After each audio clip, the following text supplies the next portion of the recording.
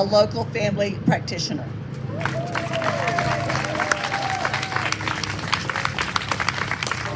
Wow. Wow. I thank you all for being here today for this event. I will say honestly, I was a little flabbergasted that here I am having to come up with some lovely things to say so that we have autonomy, or I have autonomy over my own body. So I was extremely sort of angry, frustrated by this, as all of you are as well.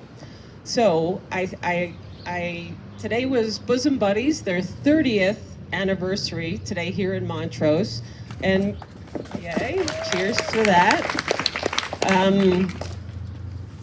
Breast cancer is obviously mostly a women's issue.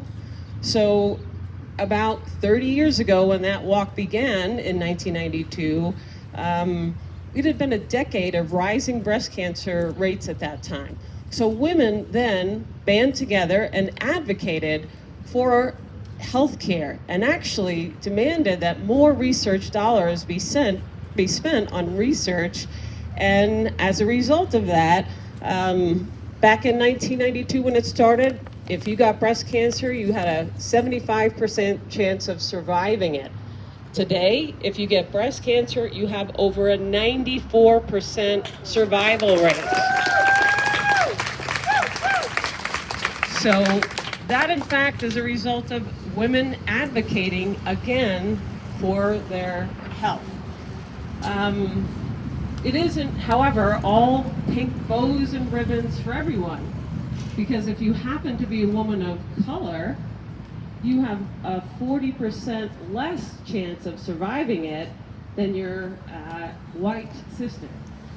Sadly, this is the disparity in healthcare. It is also, sadly, that women of color are at higher risk of rape, sexual violence, and sex trafficking. So, with the recent fall of Roe v. Wade, this will only get worse. This is a critical moment in history as we move towards the midterm elections. Why aren't women capable of deciding what's best for themselves?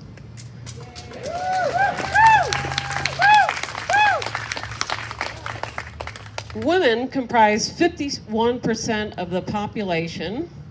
We're actually responsible for the entire population being here, right? Every man has a mother, and most men have wives, sisters, and daughters in their lives.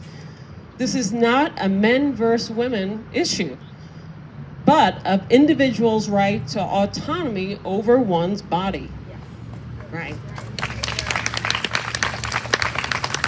It's about people versus prejudice. It's about the ability to control one's own destiny.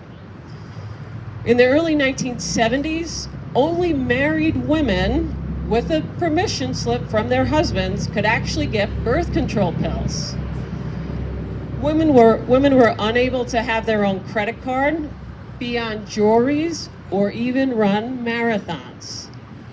Right. So these restrictions on women and more were only a mere 50 years ago. Not very long.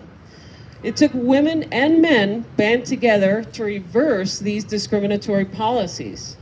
Our Constitution says we the people, not we the men.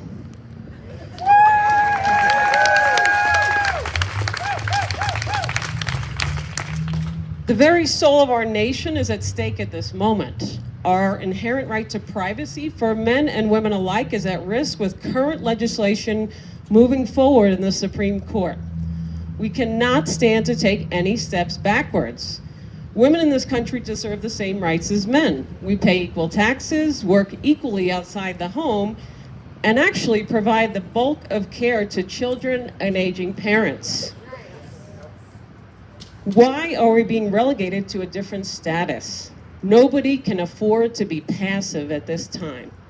As both Desmond Tutu and RBG have said, If you are neutral in situations of injustice, you have chosen to side with the oppressor.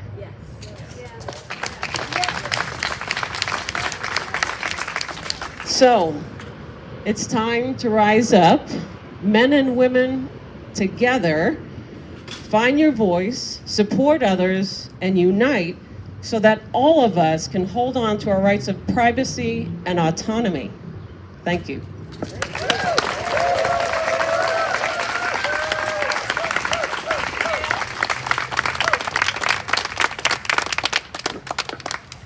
All right, folks, a big round of applause for Gail, Dr. Gail Frazetta. Thank you. We know your time is valuable, but it's important conversations we have to have in our community. So a few housekeeping things before we head to the corner. Of course,